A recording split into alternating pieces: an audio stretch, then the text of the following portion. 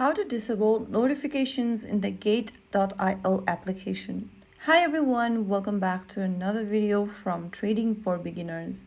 If you are trying to disable the notification that you are receiving on the Gate.io app, then you can easily disable them. First of all, launch open the Gate.io or the Gate application on your smartphone and log into your account. Once you're logged in, from the home page of Gate, go ahead and tap on your profile icon at the top left corner. Once you do that, from this page, tap on your username from the top. Now, you will see the Preference tab. Simply tap on it, and under Preference, scroll down and tap on Push Settings.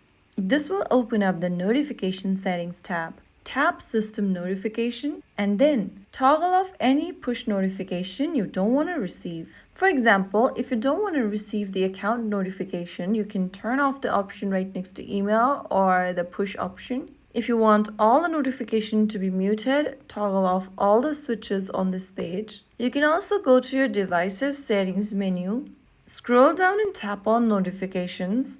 Under Notification, go ahead and tap on the Gate app and make sure that this toggle switch is turned off right next to Allow Notification. Once you do this, you'll be able to turn off the notification setting in the Gate application on your smartphone.